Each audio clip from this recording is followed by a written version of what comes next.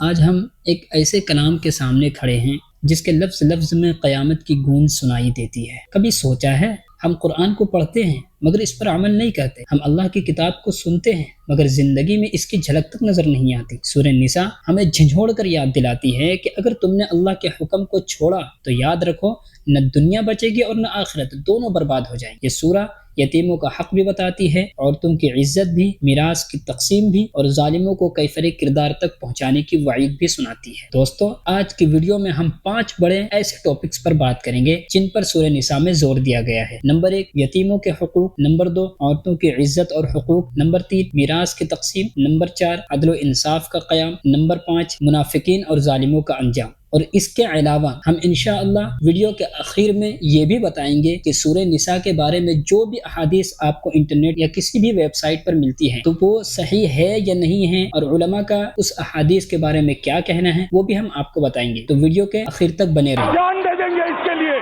کیا بات کر رہے ہو آپ؟ ایگریسو ہونے کی کیا بات؟ تو چلیے بنا کسی دیری کے ویڈیو کو ہم شروع کرتے ہیں۔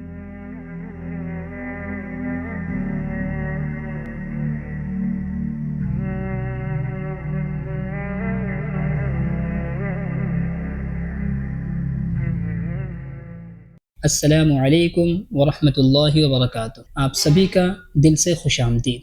چلیے پہلے ٹاپک کی طرف بڑھتے ہیں، یتیموں کے حقوق۔ اللہ تبارک و تعالی نے قرآن کریم میں فرمایا، بے شک جو لوگ یتیموں کا مال ظلم سے کھاتے ہیں وہ اپنے پیٹ میں آگ بھرتے ہیں اور وہ ضرور بھڑکتی ہوئی آگ میں داخل ہوں گے۔ سورہ نساء آیت نمبر 10۔ اب ذرا سوچ کر دیکھو، آج کے معاشرے میں کتنے ایسے لوگ ہیں جو یتیموں کا مال ہڑپ کر جاتے ہیں۔ کوئی زمین نگل گیا، کوئی وراثت چھین گیا، کوئی بھائی اپنے چھوٹے بھائی بہنوں کے حصے پر قبضہ کر گیا۔ اللہ تبارک و تعالی فرماتا ہے، تم سمجھتے ہو کہ دولت کھا رہے ہو؟ نہیں، تم اپنے پیٹ میں دہکتی ہوئی آگ بھر رہے ہو۔ آج اگر ہم نے یتیموں کے حق نہ دیے تو کل قیامت کے دن یہ آگ ہمارے پیٹ کو چیر ڈالے گی۔ فیصلہ اب آپ کے ہاتھوں میں۔ چلیے اب بڑھتے ہیں دوسرے ٹاپک کی طرف، عورتوں کی عزت اور ان کے حقوق۔ اللہ تبارک و تعالی نے قرآن کریم میں فرمایا، اور عورتوں کے ساتھ اچھے طریقے سے زندگی گزارو۔ سورہ نساء آیت نمبر 19۔ آج عورت کو یا تو کمتر سمجھا جاتا ہے یا پھر نفس کی بھوک مٹانے کا سامان بنا دیا گیا ہے، لیکن قرآن کہتا ہے بیوی کے ساتھ زندگی گزارو مگر حسن سلوک کے ساتھ۔ اب جو مرد بیوی پر ظلم کرتا ہے،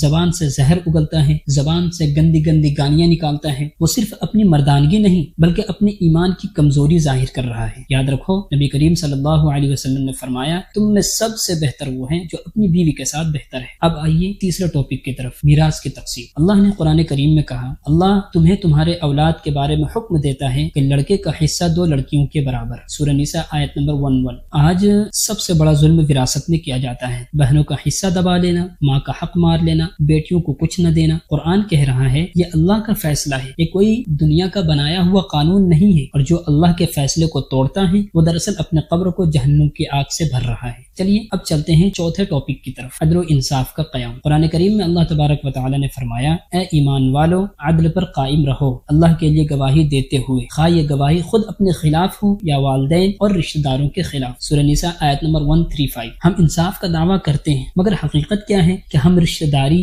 لالچ اور ڈر کے آگے بک جاتے ہیں۔ قرآن کہتا ہے عدل کرو چاہے تمہارے خلاف کیوں نہ ہو۔ یاد رکھو قیامت کے دن انصاف کی کمی کے سبب سب سے پہلے حساب لینے والا خود اللہ ہے۔ اب بڑھتے ہیں آخری اور 5ویں ٹاپک کی طرف، منافقین اور ظالموں کا انجام۔ قرآن کریم میں اللہ تبارک و تعالی نے فرمایا، بے شک منافق آگ کے سب سے نچلے درجے میں ہوں گے۔ سورہ نساء آیت نمبر 145۔ آپ سبھی کے دماغ میں ایک سوال آتا ہوگا کہ منافق ہے کون؟ کہیں نہ کہیں آپ نے علماء کے منہ سے، کتابوں میں، بیانوں میں، ہر جگہ آپ نے سنا ہوگا منافق کے بارے میں۔ تو یہ منافق ہے کون؟ منافق وہ ہے جو زبان سے کہے میں مسلمان ہوں مگر عمل کفر کے ہوں۔ آج ہم بھی 2 چہرے لیے پھر رہے ہیں، نماز کی بات کریں تو کہہ دیتے ہیں وقت نہیں ہے، اللہ کی راہ میں خرچ کرنے کے لیے کہے تو پیسہ نہیں ہے، اور فضولیات میں خرچ کرنے کے لیے کہے تو ترنت پیسہ نکلتا ہے۔ تو کہیں نہ کہیں آج ہم بھی 2 چہرے لیے پھر رہے ہیں کہ دین کے پیچھے ہم محنت نہیں کرنا چاہتے مگر دنیا کے پیچھے جان لگا دیتے ہیں۔ تو ایسے لوگوں کو ہی منافق کہا جاتا ہے۔ اللہ تبارک و تعالی فرماتا ہے کہ منافق جہنم کے سب سے نچلے گڑھے میں ہوگا جہاں سے واپسی کا کوئی راستہ نہ ہوگا، اور میں بتا دوں کہ جہنم کے سب سے نچلے حصے میں وہاں آگ اور بھی تیزی سے بھڑکتی ہے۔ تو اللہ بہتر جانے ہمارا حال کیا ہوگا۔ تو دوستوں یہ بات ذہن میں بٹھا لو کہ سورہ نساء کے بارے میں کوئی بھی صحیح حدیث فضیلت کے حوالے سے موجود نہیں۔ جو بھی روایات آپ کو انٹرنیٹ پر یا پھر کسی بھی ویب سائٹ یا کمزور کتب میں ملیں گی وہ سب ضعیف یا پھر من گھڑت ہیں۔ دارالافتاء اسلام QA فتویٰ نمبر 22287۔ اسی طرح تفسیر قرطبی مقدمہ، اسی طرح تفسیر ابن کثیر مقدمہ سورہ نساء میں علماء نے واضح طور پر لکھا ہے کہ اس سورت کی تلاوت بے شک باعث برکت ہے کیونکہ یہ قرآن کا حصہ ہے، لیکن اس کی کوئی الگ فضیلت والی حدیث موجود نہیں جیسا کہ اور صورتوں کی ہے۔ بھائیوں اور بہنوں، آج ہم نے سورہ نساء کے وہ 5 دروازے کھولے ہیں جو ہماری زندگی بدل سکتے ہیں، لیکن سوال یہ ہے کیا یہ باتیں صرف سننے کے لیے تھی یا عمل کرنے کے لیے؟ اگر تم نے آج کی اس بات کو سن کر کے بھی اپنی بہن کو میراث نہ دی، یتیم کا مال کھا گئے، عورت کو ذلیل کیا یا انصاف کو پامال کیا، تو کل قبر میں یہ مت کہنا کہ اللہ مجھے پتا نہیں تھا۔ اللہ گواہ ہے کہ تم نے سن لیا ہے۔ تو میرے بھائی، لائک کا بٹن دبانا صرف ایک کلک نہیں ہے، یہ اعلان ہے کہ میں اس پیغام کو آگے بڑھاؤں گا، اور شیئر کرنا صرف ایک کام نہیں ہے، یہ قیامت کے دن تمہاری شہادت ہے کہ تم نے حق کو چھپایا نہیں بلکہ اسے دوسروں تک بڑھایا۔ اور سبسکرائب کرنا صرف ایک بٹن نہیں ہے، یہ وعدہ ہے کہ میں قرآن کی ان آوازوں کو سنتا رہوں گا اور دوسروں تک پہنچاتا رہوں گا۔ اب فیصلہ تمہارے ہاتھ میں ہے، کیا تم بدلو گے یا پھر ویسا ہی رہو گے اور جہنم کا دروازہ کھول دو گے؟ Brother, what's that? What's that, brother?